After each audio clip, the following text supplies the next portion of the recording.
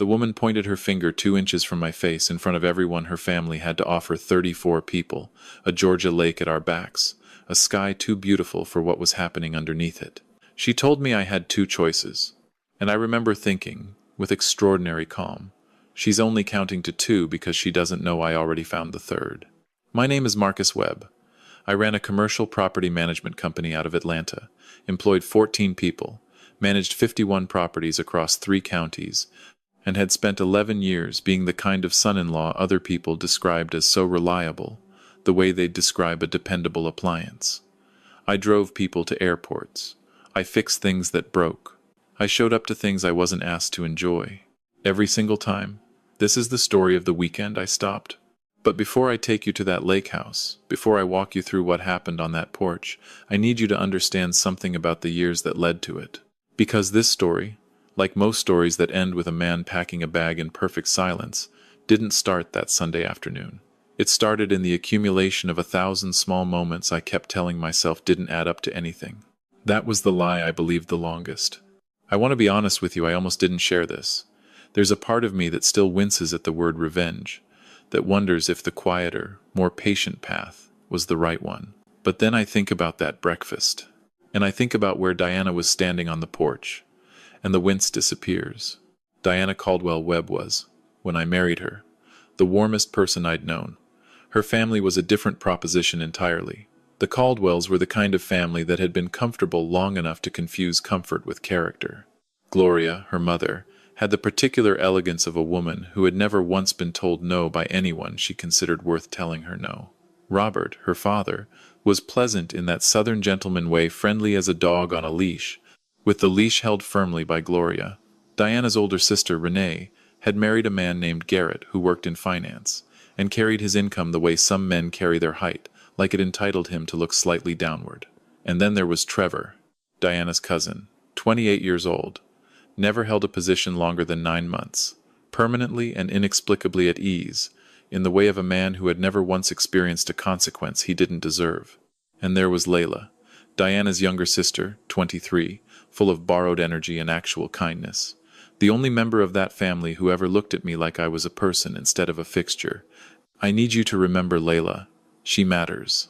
The Caldwell family reunion happened every July at the lake house outside Cartersville, about an hour north of Atlanta if the 75 was cooperating, which it rarely was. Beautiful property. I mean genuinely beautiful.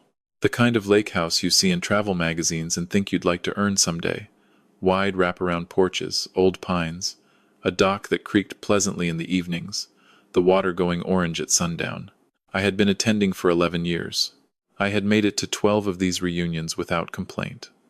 12. I should have started billing them by year 9. Diana had been looking forward to it for weeks. Everybody's excited to see you, Marcus. Mom mentioned the dock railing needs attention, and you're so good with that kind of thing. I smiled. I was good with that kind of thing. I had learned, carefully and slowly, not to think too hard about the fact that I was mainly valued for what I could fix. We drove up Saturday morning. Her hand was on my knee.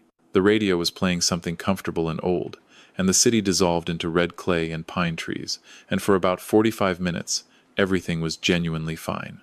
I remember thinking, this is enough, we're good. I should have listened to that feeling and kept driving straight to the coast. We pulled into the property to the sound of Layla shouting our names from the water. She was ankle-deep at the dock's edge, waving with the energy of someone who had been anticipating this moment since Thursday. Marcus, oh my God, you're actually here. I caught her mid-sprint and swung her once. She smelled like sunscreen and something sparkling. You started without us, I said. I started for you, she said, grinning. That right there, that warmth was the last truly uncomplicated moment of the whole weekend. The family materialized from various corners of the property. Gloria, it's pretty Plas. That's Priya. That's Priya 7. That's Priya laid in white linen, wearing the smile she reserved for guests she hadn't yet assessed. Robert, already holding a drink and already looking slightly past me. Renee with her arms crossed and her voice pitched just high enough to carry. Garrett, who shook my hand with the particular grip of a man sizing up competition he'd already decided he'd beaten. And Trevor, sprawled in a lawn chair like he'd been placed there by a set decorator. 12 reunions of small talk. 12 years of practice. I was fluent. Sunday morning. Breakfast on the back porch. Long table, full house. Gloria's biscuits in the center. A casserole that smelled like it was worth the drive. Gloria moved around the table with the coffee carafe like a hostess in a magazine. She poured for Robert, for Renee, for Garrett, for Trevor, for Diana. She set the carafe down, adjusted a napkin, and went back inside. My cup sat empty. I want you to hold that image for a moment, because I know some of you are reading this thinking it was probably an accident. You're reading into it. I thought the same thing, for about 3 seconds. Then I looked at Garrett, who had found something suddenly fascinating in the middle distance. I looked at Diana, who was laughing at something Renee said, and I understood, with complete clarity, that this was entirely intentional. It was not forgetting. It was a message, delivered in the polite language of accident, in front of witnesses who would all agree later that it was probably just an oversight. I stood up, went inside, poured my own coffee. No one said a word. Not one person acknowledged it. And I filed it away the way you file things when you're not yet ready to open them, but you know the drawer is getting full. Later that afternoon, Robert was holding court at the dock about a drainage issue at the far edge of the property. I was standing right there. I had managed drainage issues on 3 commercial properties that year. I can take a look, Robert, I said. I handled something similar at one of my sites last spring. Robert nodded slowly, like I'd spoken in a language he was still translating. Then he turned to Garrett. Garrett, think you'd have time this afternoon? Garrett said sure. I nodded. I said nothing else. That was the moment I stopped offering this family anything. If you have ever been in a room where you were passed over not for failure, not for someone more qualified, but for someone simply preferred, you know exactly what that felt like. It is not rage. Not yet. It is something quieter and more permanent. The precise, soft closing of a door inside you. Barely audible, but it latches. The reunion dinner Sunday evening looked like a scene from a movie you'd want to live inside. Lights strung through the pines, the lake going dark behind us. Food worth the drive. Diana glowing in the way she always did when she was in the middle of her people, and I want to be clear, that still meant something to me. Watching her happy still made me love her. That matters for what comes next. Layla was beside me, refilling my glass without being asked, leaning over to whisper, "You doing all right?" Me saying, "Outstanding," in the tone that meant something else entirely. She understood. She always understood. And then Trevor leaned across the table with the confidence of a man who'd been rehearsing. "So Marcus," he said, just loud enough. "Diana tells us the business is going well." Something shifted. I felt it before I could name it. "Going all right," I said. "What is it again? Is it landscaping?" The table went still. Because everyone at that table knew what I did. Diana had talked about the company at family events for years. 14 employees, 51 commercial properties, contracts worth real money. Trevor knew. He was simply choosing not to know. "Property management," I said, pleasant and level. He nodded the way people do when they're performing disinterest. Right, like leasing and stuff." Renee made a sound that was technically a laugh. Technically. Diana was cutting her steak. She had heard every word. She was choosing her steak. I looked at my wife. She didn't look back. I cannot explain to you, even now, what that particular form of abandonment feels like in real time. It is not the loud, obvious betrayal you see coming. It is the quiet kind. The kind that happens in the middle of dinner with fairy lights and a lake at your back, while the person you chose looks away because looking away is easier than standing up. I kept my expression exactly where it was. I picked up my fork, and somewhere in my chest, something that had been holding on for 11 years, finally let go. Honestly, I don't know how I stayed at that table for another 40 minutes. If I'm being real with you, I'm not sure I would have been able to. But there is a discipline that comes from years of being the calm one, the steady one, the one who never makes it a scene. I had it perfected. I ate. I answered when spoken to. I watched the water go dark, and I waited. Monday morning, the last day, the day everything came open. I was moving folding tables with Garrett. There's an irony in that I have grown to appreciate when Renee appeared. Yellow sundress, an expression built over the course of a weekend. She gestured toward the tree line. "Marcus, can we talk?" Garrett gave me the universal look that means good luck and evaporated. "I want to be straight with you," Renee said, "because I think you deserve honesty." I want to pause here and tell you something I've learned. Whenever someone opens with the phrase "you deserve honesty," they are about to say something that serves them, not you. They are about to deliver a verdict they've already reached, wrapped in the language of generosity. I knew this. I should have walked away right then. I didn't. She told me Diana wasn't happy, that Diana had been stressed for years and they could all see I was the cause. That I worked too much, gave too little, held myself apart from the family, and that Gloria had been genuinely hurt for years by my coldness. She delivered this in a measured, concerned voice, the voice of a woman who believed, completely sincerely, that she was helping. And here's the complicated part I want you to sit with. Renee was not performing. She actually believed it. She had watched me stand at the edges of these events and decided I thought myself superior, when actually I was trying not to disappear. She had observed my quiet self-preservation and read it as arrogance. She had built a story, and she'd inhabited it fully, and from inside it, she was being kind. I'm not excusing what she did, but I understand it. That understanding matters. I appreciate your honesty, I said when she finished. I walked away without another word. I found Diana at the water, standing alone, watching the lake the way people look at things they can't quite solve. I sat beside her. The pines were doing their thing. The water was green and still. Renee just cornered me, I said. Diana was quiet for a moment. Then, I know. She mentioned she wanted to. I looked at the side of her face. And you didn't think to warn me, or ask her not to. She turned, and in her eyes was something I had been careful not to see for months. Not anger, not sadness. Distance. The specific distance of a person who has already, quietly, halfway left. She's not entirely wrong, Marcus. You do work too much. You don't really try with my family. My mom has been hurt by you for years. Your mother skipped my coffee cup at breakfast, Diana. A pause. She forgot. I looked at her. She didn't forget. And Diana turned back to the lake. Her voice went careful, the way voices go when someone is selecting their footing on ice. Maybe. But this weekend was supposed to be a reset. If you could just try a little harder. I have been trying for 11 years. She had nothing to say to that. She kept her eyes on the water, and I understood in that moment that this was no longer a conversation between two people trying to understand each other. It was a verdict. She had decided, at some point before this weekend, that the problem was me.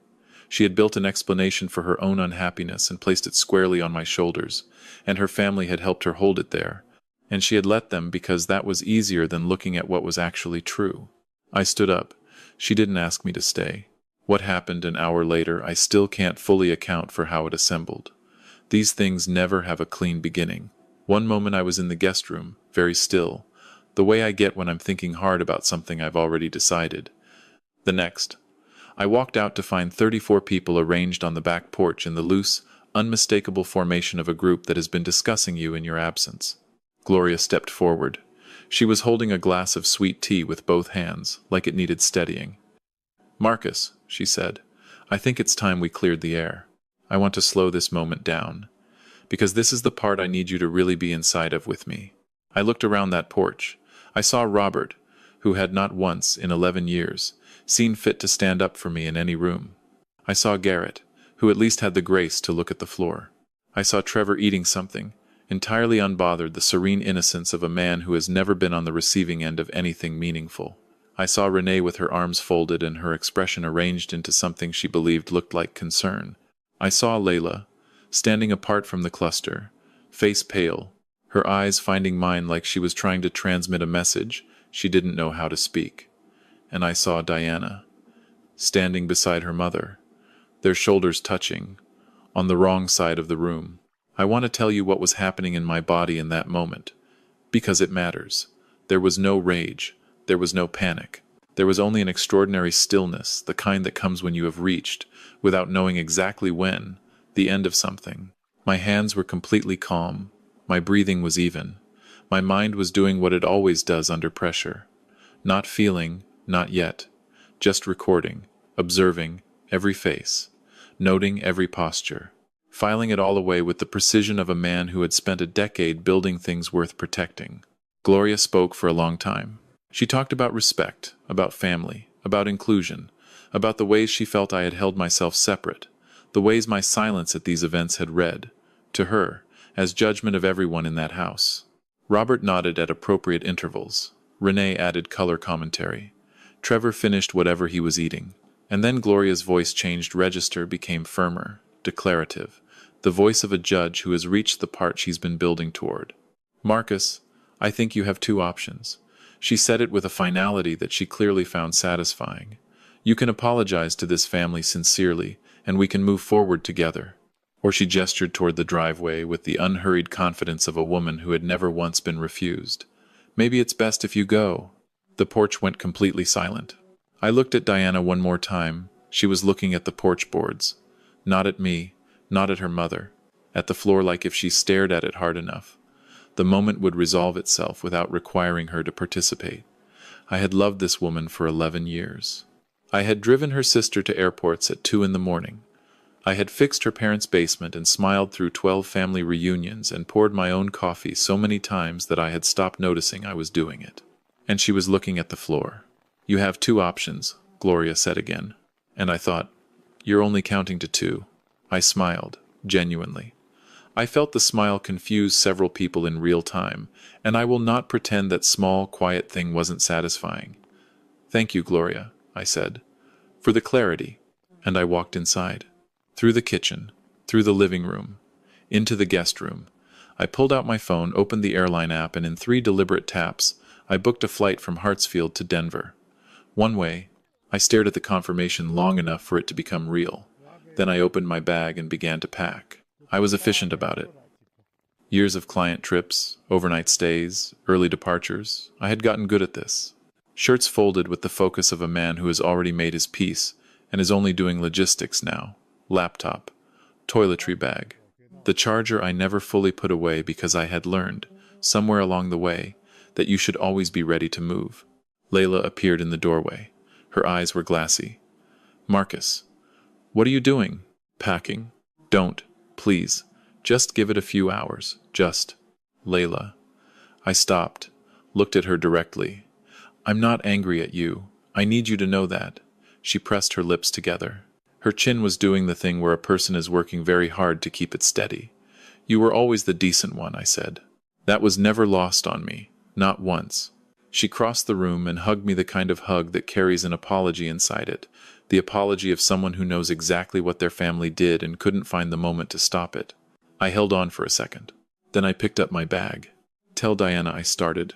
Layla shook her head slowly. Tell her yourself. She's not coming. Layla looked at me with something so honest it hurt a little. Not because it was cruel, because it was true. I'm sorry, she whispered. Don't be, I said. You didn't do any of it. And I walked out. The porch was still assembled. Of course it was.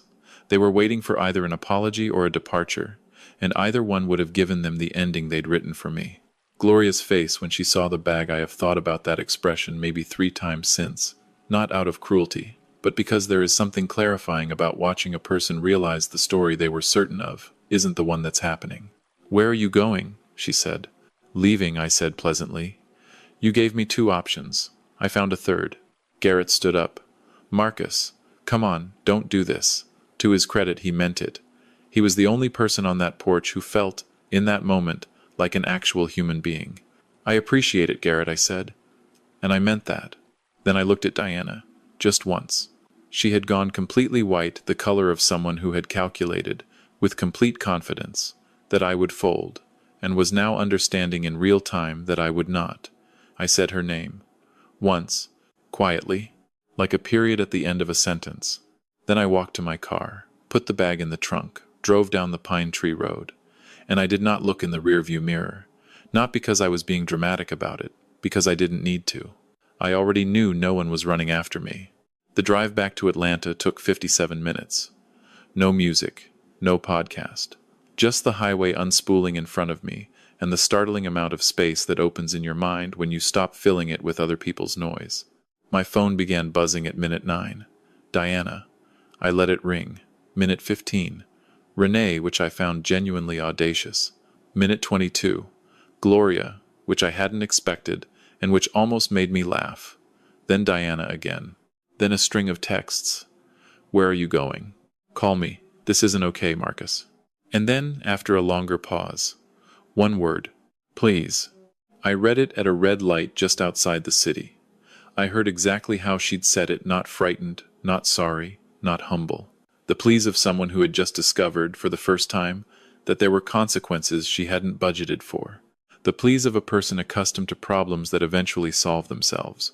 I put the phone face down on the passenger seat. I drove. I went to my office. I had a small studio apartment attached to it for long work nights. I let myself in, poured water, sat in the dark for a while, long enough for the adrenaline to become something quieter, something I could think inside of. And then I did the one thing nobody in that lake house would have predicted. I called my attorney. Her name was Sandra Okafor, 22 years of family law, the particular precision of a woman who had seen every shape of marital collapse, and knew exactly what to do about each one. She answered on the second ring. Marcus, it's Sunday evening. I know, I'm sorry, but I need to know where I stand if I want to move. A pause. The sound of a chair. Tell me everything. What Diana didn't know, what none of them knew, was that I had spent the 16 months prior quietly making preparations, not because I had planned to leave, because somewhere in the previous 2 years, I had begun to feel something I recognized as a draft without yet finding the broken window, and I had done what I always did. I prepared. The company had been restructured, solely in my name, following a financial conversation with Diana that I had filed carefully and not forgotten. My assets were clean. My documentation was thorough, not as premeditation, but out of the professional instinct of a man who had built something from nothing and understood that things worth keeping required protection. Sandra called me back Monday morning. You're in a strong position. If you act decisively, you control the shape of this. I listened. I took notes. By Wednesday, papers had been filed. Diana found out Friday not from me, but from the process server who showed up at the Caldwell Lake House, where she had apparently stayed after the reunion. Waiting, I suppose, for me to come back and offer the apology we both knew I wasn't going to give. My phone rang 11 times in 4 minutes. I let it go. Then I sent Diana the only message I initiated in that entire period. One sentence. You stood on the wrong side of the room. She called back instantly. Her voice was unsteady in a way it hadn't been at any point that weekend. Not at the lake, not on the porch, not in any of the silences. What did you do? What needed doing? This is insane, Marcus. Over one weekend, Diana. I kept my voice level. This wasn't one weekend. This was 11 years of one weekend, over and over, while you watched. A long pause. Then, we can fix this. Come back and we'll... I'm not coming back. I said it the way I close deals. Final. No renegotiation. You can't just... I already did. I heard her breath catch. Heard voices in the background, Gloria's voice. I was nearly certain, and the shift in Diana's tone that happened whenever family was listening. This is not over, she said. Yes, I said. It is. I ended the call. You might expect, at this point in the story, that what came next was doubt, guilt, long sleepless nights. A man staring at the ceiling, wondering if he'd gone too far. If patience and one more conversation might have changed the trajectory. I want to be completely honest with you about what actually happened. I slept 11 hours. I was at my desk by 7 the next morning. I had handled 2 client calls by 9. The world, it turned out, did not require me to diminish myself in order to keep functioning. That was a discovery I should have made considerably earlier. The divorce took 8 months. Sandra was precise. The company held. The home became the primary negotiation, and it was not simple. Nothing at that level ever is. But when the papers were finalized, I walked out of the mediator's office with my business intact, my future unencumbered, and the strange, uncomplicated lightness of a man who has stopped pretending to be smaller than he actually is. 14 months after Cartersville, my company had added 9 new properties. I had promoted 2 people who had earned it and hired a director of operations who meant I could, for the first time in 4 years, take a full weekend off without watching anything unravel. I bought a condo in Midtown, clean lines, high ceilings, a view of the city that felt like a declaration rather than a location. I had, by every measurable standard, built something better than what I left. I know this because Renee apparently told Diana, who tracked my professional activity with the dedication of someone who needed me to be suffering to justify the story she'd told herself. Diana's attorney made one last attempt to claim a share of the company's recent growth. Sandra produced documentation so thorough that the conversation ended in 40 minutes. Layla called occasionally. We maintained something warm and careful. She told me, without my asking, that Gloria had been telling people I was struggling after the divorce, that the business was probably failing, that I'd gone off the rails. I found this deeply entertaining, because here is what I've come to understand about people who mistake patience for weakness. When the patience runs out, they insist the strength is actually failure. They need you to be crawling somewhere quiet, just out of sight. It confirms the version of events where they were right and you were simply ungrateful. The man who walked away must be broken, or the whole story falls apart. I wasn't crawling. I was building. 18 months after that lake house, I was at a property development conference in Nashville 3 days. Good conversations, useful connections. Second evening, rooftop reception, 200 professionals, the kind of event where the city looks like it means something from up high. I walked into a cluster near the bar and found Garrett standing there with a drink and an expression that suggested he would have preferred a very different evening. We looked at each other for a moment that lasted approximately forever. "Marcus," he said. "Garrett, a beat." To his genuine credit, "You look well. I am well." He looked at his drink. Then, "I want you to know I didn't agree with how that weekend went. I should have said something. I want you to know that." I studied him. Not unkindly. "You were there, Garrett. I know. You didn't say a word." He had the decency to look genuinely ashamed, not performed, not for show, actually ashamed. "I know that too. The version of me that fixed the basement and drove to airports and attended 12 family reunions without complaint would have accepted it, would have been gracious, would have shaken his hand and told him it was water under the bridge and privately meant none of it. I picked up my drink. I appreciate you saying it. But an apology that comes after the damage is done and costs you nothing, I'm honestly not sure what it's for." I walked away. This is what nobody tells you about choosing yourself. It is not a scene. It is not dramatic. There is no music, no moment where everyone realizes they were wrong in real time. It is quieter than any of that. It is a bag packed in a guest room while your wife stands at the lake and decides the floor is more important than your face. It is 3 taps on a phone screen. It is every cup of coffee you poured for yourself, by yourself, for 11 years, and then finally deciding to stop pretending that was fine. The thing I actually want you to take from this, not the satisfying arc of it, but the real lesson underneath is this: documentation is not paranoia. Preparation is not cynicism. The moment you feel the draft, find the window. The mistake most people make is waiting until the damage is visible to everyone before they begin to move. By the time Gloria pointed her finger at my face, I had already, quietly, built the exit. Not because I wanted to use it, because I respected myself enough to have one. This story taught me that the most dangerous thing about prolonged disrespect is not what it does to you from outside. It's what it asks you to do to yourself from the inside, to minimize, to explain away, to pour your own coffee and pretend it was an accident. Every time I looked past something that shouldn't have been looked past, I was making a small choice, and those small choices accumulate. They become the shape of a life. If you have ever been in a room where your presence was tolerated but never welcomed, if you have ever made yourself smaller to avoid conflict, and then wondered why you kept feeling small, I want to ask you one question, and I'd like you to sit with it honestly. How many times have you poured your own coffee and then told yourself it didn't happen?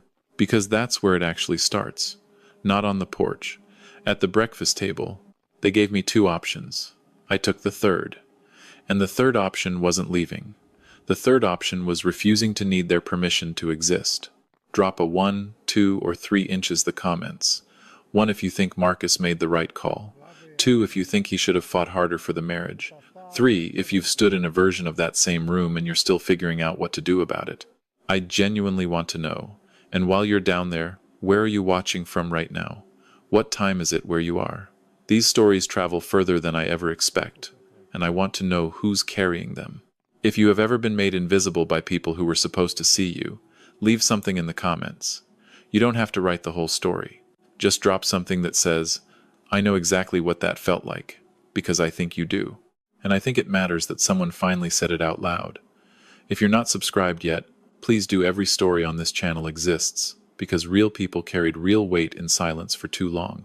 I'm not going to rush past that. Subscribe, and I'll see you on the next one. This is a fictional story inspired by real emotional experiences, fully rewritten and reimagined in Atlanta, Georgia to create original content. Any resemblance to real people or events is coincidental.